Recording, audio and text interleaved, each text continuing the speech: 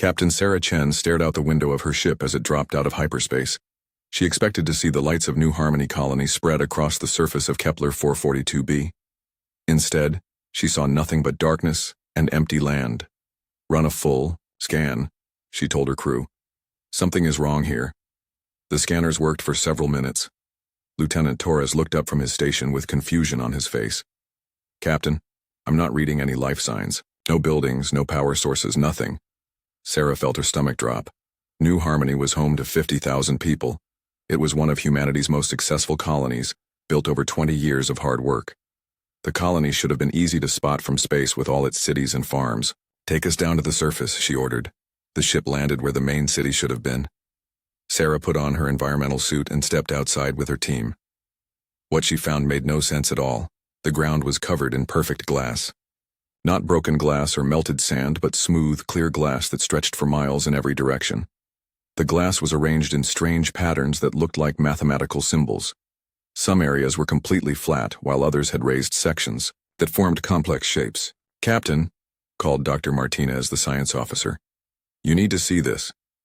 Sarah walked over to where Martinez was kneeling beside one of the glass patterns. Up close, she could see that the glass wasn't just smooth. It was perfect in a way that seemed impossible. There were no air bubbles, no imperfections, no signs that it had ever been anything else. "This isn't natural," Martinez said. "This glass was created by temperatures and pressures that shouldn't exist. And look at these patterns. They're too precise to be random." Sarah looked around at the endless field of glass. Somewhere under, here had been houses where families lived, schools where children learned, hospitals, shops, parks, and all the things that made a colony feel like home. Now there was nothing but this strange, perfect glass. "Run every test you can think of," she told Martinez. "I want to know what happened here." The team worked for hours. They found traces of exotic particles that didn't match anything in human science databases. The energy readings were off the charts, but the energy itself was unlike anything they had seen before. Most disturbing of all, the glass showed no signs of age. It looked like it had been created moments ago, even though the colony had gone silent 3 weeks earlier. As night fell on the planet, Sarah noticed something new. The glass patterns were glowing with a soft blue light. The mathematical symbols became clearer, forming equations that seemed to move and change as she watched them. "Martinez, are you recording this?" she asked. "Yes, Captain. The patterns are definitely changing. It's like they're trying to tell us something." Sarah called her ship and had them contact Earth immediately. This was beyond anything her small exploration vessel could handle. She needed experts, scientists, and probably the military. The response from Earth came quickly. Admiral Rodriguez himself appeared on the communication screen. He was a serious man who had served in the military for 30 years. Sarah had never seen him look worried before, but he looked worried now. "Captain Chen," he said, "we've been trying to contact New Harmony for 3 weeks. Their last message said everything was normal. What did you find?" Sarah sent him the video recordings and scan results. She watched his face grow pale as he looked at the images of the glass field. "Admiral, this wasn't an accident," Sarah said. "Someone did this on purpose. The patterns in the glass, the exotic particles, the perfect destruction of everything. This was an attack." Rodriguez was quiet for a long moment. "Captain, I'm sending a full research team to your location. Do not approach any of the glass formations until they arrive. And Captain, this information is now classified at the highest level." The research team arrived 2 days later. They brought equipment that Sarah had never seen before, and scientists from every major university on Earth. The lead scientist was Dr. Elena Vasquez, who specialized in studying alien technology. Dr. Vasquez spent a week studying the glass patterns. Finally, she called Sarah and the other team leaders together for a meeting. "I've decoded part of the message," she said. "The patterns in the glass are a form of mathematics that we've never seen before, but the basic meaning is clear." She activated a holographic display that showed the translated message, "Correction completed. Unauthorized expansion terminated." The room fell silent. Sarah felt a chill run down her spine. "Someone destroyed our colony because they thought we weren't supposed to be here," Sarah said. "It's worse than that," Dr. Vasquez replied. "Based on the energy signatures, whoever did this has technology that makes our most advanced weapons look like stone tools. And Captain, there's something else you need to know." She activated another display that showed deep space sensor readings. "We've detected 12 large objects moving toward Earth at near light speed. They'll arrive in approximately 4 months. The energy signatures match what we found here. Admiral Rodriguez appeared on the communication screen. His face was grim. All teams, return to Earth immediately. We're going to emergency alert status. It appears that the destruction of New Harmony was just the beginning. Sarah looked out at the field of glass one more time. 50,000 people had lived here. They had families, dreams, and futures. Now they were gone, erased so completely that only these strange patterns remained as proof they had ever existed. As her ship lifted off from the planet's surface, Sarah made a promise. Whoever had done this would pay for what they had taken from humanity. She didn't know how, but somehow, they would pay. The journey back to Earth took 2 weeks. During that time, Sarah couldn't stop thinking about the message burned into the glass. Unauthorized expansion terminated. It suggested that humanity had crossed some kind of line that they didn't even know existed. Someone out there thought they had the right to decide where humans could and couldn't live. When they reached Earth, Sarah was surprised to see the level of activity in space around the planet. Military ships were everywhere, and new defense platforms were being built at a frantic pace. Humanity was preparing for war. Sarah reported directly to Admiral Rodriguez at Earth Defense Command headquarters. The building was buzzing with activity as military officers and scientists worked around the clock. "Captain," Rodriguez said as she entered his office, "your report on New Harmony has changed everything. We now know that we're not alone in the galaxy, and whoever else is out there doesn't want us to expand beyond a certain point." "What are we going to do about it?" Sarah asked. Rodriguez looked tired, like he hadn't slept in days. "We're going to fight. We don't have any choice. If we let them destroy one colony without consequences, they'll destroy them all. And eventually, they'll come for Earth." Sarah nodded. The image of that glass field was burned into her memory. She would do whatever it took to make sure that never happened to another human colony. "I want you to command one of our new battle groups," Rodriguez continued. "We're going to need our best people for what's coming." As Sarah left the headquarters, she looked up at the stars. Somewhere out there, 12 alien ships were heading toward Earth.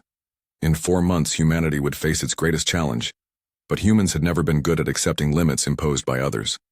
If these aliens wanted a fight, they were going to get one. 3 months passed since the discovery at New Harmony. Every day brought humanity closer to the arrival of the alien fleet. Earth's best scientists worked without rest to understand their enemy and find a way to fight back. Dr. Elena Vasquez had barely left her laboratory in weeks. She studied the glass samples from New Harmony over and over, trying to understand how the aliens had destroyed the colony so completely. The breakthrough came when she realized that the destruction wasn't just thorough, it was impossible. "Admiral Rodriguez," she called over the communication system, "I need you to see this immediately." Rodriguez arrived at the lab within minutes, followed by General Morrison and Dr. Sarah Kim, the head of Earth's physics department. Vasquez had dark circles under her eyes from lack of sleep, but her voice was excited. "I figured out how they destroyed New Harmony," she said. "They didn't just kill everyone and destroy the buildings. They made it so the colony never existed in the first place." The military officers looked confused. Dr. Kim leaned forward with interest. "Explain," Rodriguez said. Vasquez activated a holographic display showing the molecular structure of the glass from New Harmony. "This glass isn't made from sand or silicon. It's made from what used to be the colony itself. But here's the impossible part. The molecular signature shows that these materials were never arranged in any other way." "That makes no sense," General Morrison said. "Exactly," Vasquez replied. "According to our instruments, this glass was never buildings, never people, never anything else. But we know that's not true because we have records of the colony. Somehow they changed the past so that the colony materials were always glass, while leaving just enough evidence for us to know something was wrong." Dr. Kim stared at the data. "You're talking about retroactive causality, changing the past to affect the present. That's theoretically possible but would require energy levels beyond anything we can imagine." "The energy readings from New Harmony support that theory," Vasquez said. "Our enemies don't just have advanced weapons, they have the ability to edit reality itself." Rodriguez felt his blood run cold.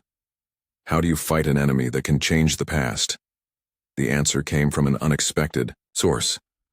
Deep space monitoring stations detected the alien fleet and managed to intercept some of their communications. The messages were in the same mathematical language found at New Harmony, but human computers were getting better at translating them. The aliens called themselves the Curators. They had been watching humanity for hundreds of years, studying human development and expansion. According to their messages, Earth had been placed in a controlled development zone long ago. Humanity was allowed to grow and learn, but only within certain boundaries. New Harmony had crossed those boundaries. Primary correction required, read one translated message. Species expansion beyond designated parameters. Containment protocols must be activated. Captain Sarah Chen, now promoted to Admiral, sat in the briefing room as the intelligence officers explained what they had learned. The curators saw themselves as gardeners, and humanity was just another plant that needed to be kept from growing too large. "They've done this before," said Colonel Zhang from military intelligence. "We've found references to dozens of other species that were corrected over the past million years. Some were reduced to primitive levels.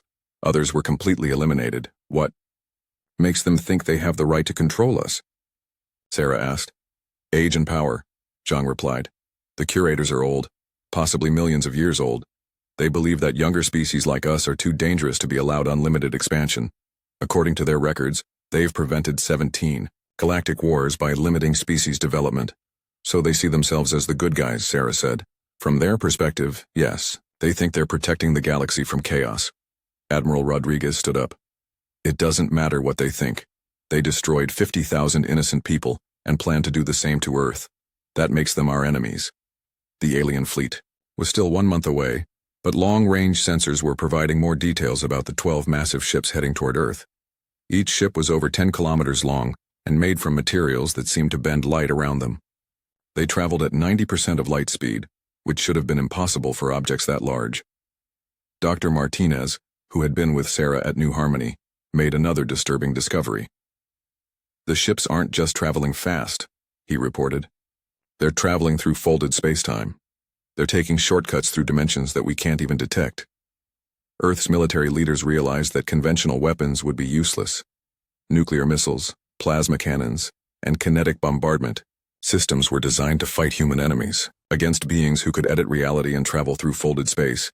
Human weapons seemed primitive. Desperate times called for desperate measures. Admiral Rodriguez made a decision that he knew would haunt him forever. He authorized the release of Dr. James Wright from maximum security prison.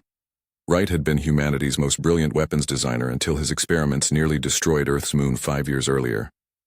His research into what he called impossible weapons had been banned by every government on Earth. Wright himself had been declared too dangerous to be allowed freedom, but now, faced with extinction, Rodriguez needed someone who thought beyond the limits of conventional science. Wright arrived at the secret research facility in chains. He was a tall, thin man with wild hair and eyes that seemed to see things others couldn't. He had spent 5 years in solitary confinement, but his mind was as sharp as ever. "I assume you need weapons that can fight the impossible," Wright said, as his chains were removed. "Can you build them?" Rodriguez asked. Wright smiled, and it wasn't a pleasant expression. "Admiral, I've spent 5 years in a cell thinking about nothing but weapons that violate the laws of physics. Give me a team and resources, and I'll build you things that will make your enemies wish they had never heard of humanity." Work began, immediately on what Wright called Pandora's Arsenal. The name came from the ancient Greek myth about a box that contained all the evils of the world. Wright's weapons were designed to be just as dangerous to release. The first weapon was a causal loop disruptor that could trap enemy ships in time paradoxes. The second was a conceptual virus that could rewrite how enemies thought about basic concepts like weapons or violence. The third was something Wright called an existence engine, a device that could delete ideas from reality itself. "These weapons violate everything we believe about ethics and science," Wright explained to the team. "Using them will change us as a species. We'll become something that other races will fear to even think about." "Is there any other way to fight the curators?" Rodriguez asked. Wright shook his head. "They have the power of gods, Admiral. To fight gods, we have to become devils." As the alien fleet drew closer to Earth, Wright's team worked frantically to complete their impossible weapons. They had less than 30 days to build devices that could challenge beings who controlled reality itself. Sarah stood on the observation deck of the space station where Wright's team was working. She could see Earth below, blue and beautiful and unaware of how close it was to complete destruction. In a few weeks, the curators would arrive and begin their correction of humanity. The question was whether humanity would still exist after the weapons needed to save them were unleashed. Wright had warned that using his arsenal would fundamentally change what it meant to be human. But Sarah remembered the glass field where New Harmony once stood. 50,000 people had been erased from existence because aliens decided that humans had grown too far. If humanity had to become monsters to survive, then so be it. The alternative was extinction. Dr. James Wright stood in the center of his laboratory, surrounded by machines that hummed with impossible energy. 60 days had seemed like a long time when he started building his weapons. Now, with only 15 days left before the curator fleet arrived, he wondered if it would be enough. His team worked around the clock. Scientists who had once called his research insane now helped him build devices that could break the laws of physics. The irony wasn't lost on him. 5 years ago, these same people had demanded his imprisonment. Now, they begged him to save humanity. Status. Report, Wright said to Dr. Lisa Park, his lead engineer. The causal loop disruptor is ready, she replied. We've tested it on small objects. It can trap anything in a time paradox where the object experiences its own destruction over and over. Again, Wright nodded. And the conceptual virus? That one is trickier, Park admitted. We can rewrite basic concepts in a target's mind, but we're not sure how it will work on alien psychology. We've tested it on volunteer soldiers. We made them unable to understand the concept of weapons, and it worked perfectly. They could see guns but couldn't comprehend what they were for. Good. What about the existence engine? Park hesitated. That one scares me, Doctor. It's ready to deploy, but using it could have consequences we can't predict. When we delete a concept from reality, we're not just affecting our enemies. We're changing the fundamental nature of existence itself. Wright had expected this concern. The existence engine was his most dangerous creation. It could delete entire ideas from reality, making it so they had never existed and never could exist. If they used it to delete the concept of the curator species, the aliens would simply cease to be. But the weapon worked by rewriting the basic rules of the universe, and no one knew what side effects that might have. Keep working on it, Wright said. We might not have a choice. Admiral Rodriguez visited the laboratory every day. He looked older than his 60 years, carrying the weight of humanity's survival on his shoulders. Today he brought disturbing news from the tracking stations. The curator fleet has accelerated, Rodriguez said. They'll be here in 10 days, not 15. Wright felt his stomach tighten. That changes everything. We won't have time for proper testing. Doctor, I need to ask you something, Rodriguez said. If we use your weapons and somehow win this fight, what happens to us? What does humanity become? Wright stopped working and looked directly at the Admiral. We become the thing that other species have nightmares about. We become the race that gods fear.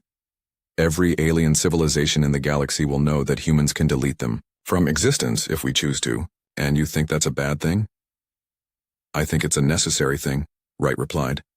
But it means we'll never be innocent again. Once we cross this line, there's no going back. We'll always be the species that was willing to break reality itself to survive. Rodriguez was quiet for a moment. Doctor, there's something else you should know.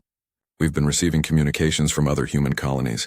The curators have sent them ultimatums. Every human settlement outside Earth's solar system has 72 hours to evacuate or face correction. Wright's hands clenched into fists. How many people? 2 million across 15 colonies. The weight of those numbers hit Wright like a physical blow. 2 million human lives, plus everyone on Earth.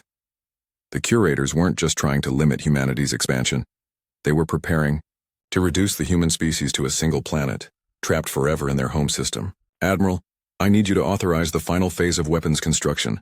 Some of these devices will require resources that could power entire cities. Whatever you need, Rodriguez said without hesitation. As Rodriguez left, Wright turned to his team. They looked exhausted, running on stimulants and determination. In 10 days, they would either save humanity or doom it to become something monstrous. Listen carefully, Wright said. We're going to build one more weapon. I call it the reality anchor. If something goes wrong with our other devices, if they start changing things we don't want changed, this weapon can lock the fundamental constants of physics in place. Dr. Park looked confused. Why haven't you mentioned this before? Because using it will make it impossible for anyone to ever build weapons like ours again, Wright explained. It will lock reality in its current state, permanently. We'd be safe from our own weapons, but we'd also be helpless if another threat ever emerged. The team worked with desperate energy. The causal loop disruptor was mounted on Earth's most powerful warship. The conceptual virus was loaded into communication, arrays that could broadcast the infection across space. The existence engine remained in Wright's laboratory, too dangerous to move until absolutely necessary. On the 5th day before the curators arrived, humanity received its first direct communication from the alien fleet. The mathematical message was simple and terrifying. Correction protocols active. Species reduction will commence upon arrival. Resistance will result in total elimination. Earth's response was equally simple. Come and try. The final days passed in a blur of activity. Earth's military prepared for a battle unlike any in human history. Warships took positions throughout the solar system. Defense platforms powered up weapons that had never been tested in combat. Millions of civilians evacuated to underground shelters. Wright made final adjustments to his weapons. Each one represented a line that humanity had never crossed before. The causal loop disruptor would torture their enemies with endless repetition of their own deaths. The conceptual virus would rewrite minds, stealing free will and identity. The existence engine would commit genocide on a level that removed entire species from reality. Are we becoming worse than the curators? Dr. Park asked on the last night, before the fleet's arrival. Wright considered the question seriously. The curators destroy species because they think they know what's best for the galaxy. They believe their age and power give them the right to control others. We're building these weapons because someone is trying to exterminate us. I'd like to think there's a difference. And if there isn't, then we'll be monsters, Wright said, quietly. But we'll be living monsters, not extinct saints. Admiral Sarah Chen commanded the first line of defense. Her battle group waited at the edge of the solar system, armed with Wright's impossible weapons. She had volunteered for the most dangerous position, knowing that her ships would be the first to face the curators' reality-warping technology. All ships, this is Admiral Chen, she broadcast to her fleet. In a few hours, we'll face an enemy that can rewrite the past and edit existence itself. We're armed with weapons that violate everything we thought we knew about science and morality. Some of you are wondering if we're doing the right thing. She paused, thinking of the glass field where New Harmony once stood. I've seen what these aliens do to human colonies. They don't just kill people, they erase them so completely that it's like they never existed at all. If we lose this fight, that's what happens to Earth. That's what happens to every human who ever lived or ever will live. Her voice hardened with determination. We're going to use terrible weapons today. We're going to do things that will haunt us for the rest of our lives. But we're going to survive, and when this is over, we're going to make sure that no alien species ever again thinks they have the right to limit humanity's growth. Long-range sensors detected the Curator fleet dropping out of hyperspace at the edge of the solar system. 12 massive ships that seemed to bend light around themselves. Ships that carried the power to edit reality and erase species from existence. But they had never faced weapons built by desperate humans who refused to accept limits. The battle for humanity's future was about to begin. The Curator fleet materialized at the edge of the solar system like nightmares given form. Their 12 ships were massive beyond comprehension, each one stretching over 10 kilometers in length. The hull materials seemed to absorb light, making the vessels appear as dark wounds against the starfield. Admiral Sarah Chen watched from the bridge of her flagship as her sensors tried to analyze the alien craft. The readings made no sense. The ship seemed to exist in multiple dimensions at once, flickering in and out of normal space-time. All stations report ready, Lieutenant Torres announced. Dr. Wright's weapons are armed and standing by. Sarah opened a channel to the entire human defense fleet. This is Admiral Chen. Remember, these aliens erased 50,000 people from New Harmony. They plan to do the same to Earth. Today we show them that humanity doesn't accept limits imposed by others. The Curator response came immediately. Not words, but action. Reality around the human fleet began to shift and change. 3 of Sarah's battleships simply stopped existing. Not destroyed, not damaged, but edited out of reality as if they had never been built. What happened to the Yorktown? The Berlin and the Tokyo? Torres shouted. Sarah's science officer looked up from his station with terror in his eyes. Admiral, according to our records, those ships were never built. The construction orders were never issued. The crews were never assigned. But I remember them being there just moments ago. The Curators were using their reality-editing weapons, changing the past to eliminate human ships. Sarah realized that conventional warfare was impossible against an enemy that could simply decide their weapons had never existed. Target the nearest Curator ship, Sarah ordered. Fire the causal loop disruptor. The weapon launched from Sarah's flagship a device that looked like a simple missile but contained Wright's impossible technology. When it struck the Curator ship, space-time twisted into a knot around the target. The alien vessel found itself caught in a temporal paradox. It experienced its own destruction over and over again, trapped in a loop where it was always being hit by the weapon that had just destroyed it. The ship flickered and writhed as it tried to escape the endless cycle of death and rebirth. Direct hit, Torres reported with amazement. The Curator ship is trapped. It can't break free from the time loop. But the other 11 ships adapted quickly. They began targeting human vessels with weapons that deleted them from existence. 2 more of Sarah's battleships were edited out of reality. Another was transformed into a cloud of gas that had somehow always been a cloud of gas. Admiral, her communications officer called out. We're receiving a transmission from Earth. Dr. Wright is requesting permission to deploy the conceptual virus. Sarah looked at the tactical display. Half her fleet was gone, erased from reality by weapons that violated the laws of physics. If they didn't use Wright's most dangerous weapons, humanity would be extinct within the hour. Tell Wright he's authorized to proceed.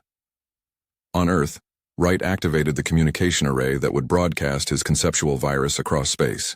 The weapon was a mathematical equation that would rewrite how the Curators thought about basic concepts. If it worked, the aliens would lose the ability to understand what weapons were. The virus spread through space at the speed of light, carried by quantum entanglement fields that Wright had learned to manipulate. When it reached the Curator fleet, the effect was immediate and disturbing. 3 of the alien ships stopped firing. Their weapon systems were still functional, but the crews could no longer comprehend what the devices were for. They could see the weapon controls, but the concept of weapon had been deleted from their minds. It's working, Sarah reported to Earth. 3 ships are neutralized, but the remaining Curators adapted again. They began using their most powerful weapon, total reality revision. Instead of editing small parts of history, they started erasing larger sections of human development. Sarah watched in horror as her sensors showed Earth's moon disappearing.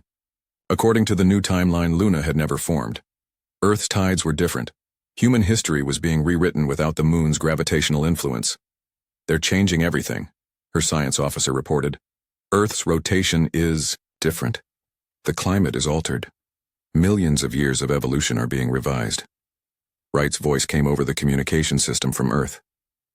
Admiral, they're trying to edit humanity out of existence by changing our planet's development. If they succeed, we'll never have evolved in the first place. What can we do to stop them? Sarah asked. I have to use the existence engine, Wright replied. It's the only weapon powerful enough to counter their reality revision. Sarah knew what that meant. The existence engine could delete the very concept of the Curator species from reality. If Wright activated it, the aliens would not just die.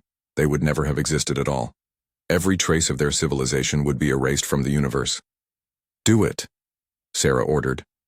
In his laboratory on Earth, Wright stood before his most dangerous creation. The existence engine was a simple-looking device no larger than a briefcase, but it contained the power to rewrite the fundamental nature of reality itself. Wright hesitated. Using this weapon would make humanity into the kind of species that other races would fear to even think about. They would become beings capable of casually erasing civilizations from existence. Then he thought about New Harmony, about the 2 million colonists facing evacuation or extinction, about Earth's moon disappearing as the Curators rewrote human history. Wright activated the existence engine. But instead of targeting the Curators directly, he made a different choice. Rather than deleting the alien species from reality, he deleted something else, the concept of limitation, from the Curator understanding of existence. The effect rippled across space instantly. Suddenly, beings who had spent millions of years enforcing boundaries on other species found themselves incapable of understanding why anything should ever be restricted or contained. The Curator fleet stopped its attack as the crews struggled with minds that could no longer comprehend the idea of limits. They had built their entire civilization around the concept of controlling and restricting other species. Now that concept was simply gone from their thoughts. Admiral Chen, Wright's voice came over the communication system. I've rewritten their psychology instead of erasing them from existence. They can't understand the concept of limiting other species anymore. To them, the idea of boundaries is now incomprehensible. Sarah watched as the Curator ships began to change course. Instead of continuing their attack on Earth, They turned away from the solar system. The aliens were sending messages to each other in their mathematical language, but the translations showed confusion and philosophical debate rather than military commands. "They're leaving," Torres reported with disbelief. "More than that," Wright said. "According to their communications, they're questioning everything they've ever done. Without the concept of limitation, they can't understand why they ever restricted other species. They're having what we might call an existential crisis." The immediate threat was over, but Sarah knew the victory came with a terrible cost. Humanity had crossed lines that could never be uncrossed. They had built weapons that could rewrite reality itself. "Right," Sarah said over the communication channel. "What have we become?" "Survivors," Wright replied, "but also something that the galaxy has never seen before. We're now the species that gods fear might decide they need correction." Sarah looked out at the stars as the Curator fleet disappeared into hyperspace. The aliens were gone, transformed, from enforcers into philosophers by Wright's impossible weapon. But the knowledge of how to build such weapons remained. Humanity now possessed the power to edit reality, delete concepts from existence, and rewrite the minds of entire species. Other alien civilizations across the galaxy had detected the energy signatures of the battle. Some were fleeing to the farthest reaches of space. Others were beginning to develop their own reality-breaking weapons, and a few were sending envoys toward human space, not to conquer but to beg humanity to never use such power again.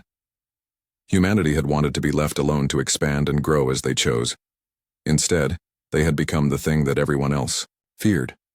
They had proven they were willing to weaponize reality itself when pushed to the brink. The war was over, but Sarah wondered if winning had cost them their souls. 6 months after the battle with the Curators, Admiral Sarah Chen stood in a place that shouldn't exist. New Harmony Colony had been rebuilt using Wright's temporal engineering technology. The same land where 50,000 people had been erased from existence now hosted thriving cities once again. Children played in parks where perfect glass had once stretched to the horizon. Families lived in houses built on ground that had been turned to mathematical equations. Everything looked normal, but Sarah knew the truth. This wasn't the original New Harmony. That colony and everyone in it had been permanently erased from the timeline. This was a new colony, built by humans who now possessed godlike power over reality itself. "The memorial garden is this way," Dr. Elena Vasquez said, leading Sarah down a familiar street. Vasquez had been promoted to head of the Temporal Engineering Department, one of the new government agencies created after the war. The memorial was simple, a small garden with 50,000 flowers, each one representing a person who had been deleted from existence. Plaques bore the names of the original colonists, preserved in Earth's records before the Curators erased them from reality. "Do you think they would approve of what we've done?" Sarah asked. Vasquez considered the question carefully. "We brought back their home. We made it so their sacrifice wasn't meaningless. But we also became something they wouldn't recognize as human." That was the truth that haunted everyone who had survived the war. Humanity had won by abandoning everything that made them human. They had built weapons that gods would envy and used them without hesitation. Sarah's communication device chimed with an urgent message from Earth Defense Command. Admiral Rodriguez needed to see her immediately. The journey to Earth took only minutes using the new reality shift transportation system. Wright's technology had given humanity the ability to travel between planets as easily as walking between rooms. They could fold space-time, edit physical laws, and step through dimensions that had previously been impossible to reach. Rodriguez looked older than ever when Sarah arrived at his office. The victory over the Curators had promoted him to Supreme, Commander of Human Defense Forces, but the responsibility was wearing him down. "We have a problem," he said without preamble. 3 more alien species have sent envoys to Earth. They're begging us not to use our reality weapons against them. Sarah sat down heavily. "How many does that make now?" 14 species in the past 6 months. Word has spread across the galaxy about what we did to the Curators. Some alien civilizations are abandoning their home systems and fleeing to the farthest reaches of space. Others are building their own reality weapons, trying to match our power. And the Curators? Rodriguez activated a holographic display showing deep space sensor readings. Still traveling through the galaxy, but they're different now. Without the concept of limitation in their minds, they've become wandering philosophers. They visit worlds and ask questions about the meaning of existence instead of controlling other species. Sarah almost smiled at that. Wright's solution had been elegant in its way. Instead of destroying their enemies, he had transformed them into something harmless. But the consequences were still rippling across the galaxy. "There's more," Rodriguez continued. "We've detected energy signatures that match our reality weapons. At least 6 different species are trying to build their own versions of Wright's arsenal." That was the nightmare scenario that Sarah had feared. Humanity had opened Pandora's box, and now every species in the galaxy wanted access to the same power. "Where is Wright now?" Sarah asked. "That's part of the problem. 3 months ago, he disappeared from his laboratory along with all his research. We think he destroyed his work and scattered his team to prevent anyone from building more reality weapons." Sarah wasn't surprised. Wright had always understood the implications of his creations better than anyone else. He had seen the danger of letting such power spread. "Sir, there's something I need to tell you," Sarah said. "I've been having dreams. Memories of things that never happened. I remember the original New Harmony colony, the one that was erased. I remember the people who lived there. Conversations I never had with them." Rodriguez looked troubled. "You're not the only one. Dr. Vasquez reported the same thing. So have dozens of other people who were involved in the war. We think it's a side effect of the reality editing." "What does that mean?" "We're not sure. Wright's weapons change the fundamental nature of reality. It's possible that some people are now sensitive to alterations in the timeline. You might be remembering the original timeline that the curators erased." Sarah felt a chill. If she could remember erased timelines, what else might be bleeding through from alternate realities? How many other changes had been made that they didn't know about? Her thoughts were interrupted by an emergency alert. Long-range sensors had detected something new, a massive fleet approaching from the galactic core. The ships were unlike anything humanity had seen before, built from materials that seemed to exist in multiple dimensions simultaneously. "New contacts," the communications officer reported. "We're receiving a message." The transmission was in perfect English, which was disturbing since humanity had never made contact with this species before. "Greetings, reality shapers," the message began. "We are the architects, builders of the fundamental laws that govern existence. You have violated the cosmic order by creating weapons that edit reality itself. This cannot be allowed to continue." Rodriguez and Sarah exchanged glances. After the curators, they had hoped humanity would be left alone. Instead, they had attracted the attention of something even more powerful. "We offer you a choice," the message continued.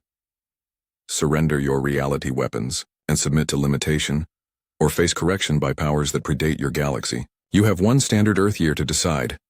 The transmission ended, leaving the command center in silence. Sarah realized that humanity's troubles were far from over. They had defeated one enemy only to attract something worse. "How many ships in their fleet?" Rodriguez asked. "Sensors can't get an accurate count," the officer replied. "The ships exist in folded space. Our best estimate is somewhere between 100 and 1,000 vessels." Sarah thought about the choice they faced: surrender their reality weapons and accept limits imposed by alien powers, or fight another war against beings who claim to have built the laws of physics themselves. "Admiral," Rodriguez said quietly, "what do you think we should do?" Sarah walked to the window and looked out at Earth below, blue and beautiful and unaware of the choice humanity faced. In the distance, she could see construction ships building, new defense platforms armed with Wright's impossible weapons. "We've come too far to surrender now," she said finally. "We've already paid the price for this power. We've already become the monsters we needed to be to survive. And if we lose, then we lose as humans who refuse to accept limits imposed by others. We lose as the species that dared to weaponize reality itself rather than submit to alien control." Rodriguez nodded slowly. "I'll begin preparations for another war, but Sarah, we need to find Wright. If we're going to fight the beings who built the laws of physics, we'll need weapons that break those laws completely." As Sarah left Earth Defense Command, she wondered what Wright would build to fight enemies who predated the galaxy itself. What weapons could threaten beings who claimed to have created reality in the first place? The answer, she suspected, would transform humanity even further from what they had once been. Each war pushed them further from their origins, turning them into something that barely resembled the species that had once lived peacefully on a single world. But that peaceful species had also been helpless against aliens who decided they needed correction. The humanity that emerged from these wars might be monstrous, but it would be free. Sarah looked up at the stars and wondered how many other species were watching, waiting to see if the reality shapers would submit or fight again. Humanity had become the thing that gods feared. Now they would find out if even gods could be corrected when they threatened human freedom. The message was clear across the galaxy. Humanity would not accept limits. They would break reality itself before they would submit to alien control. And in the depths of space, ancient beings who had shaped the laws of existence began to prepare for a war that would determine whether reality belonged to its creators or to the species bold enough to edit it.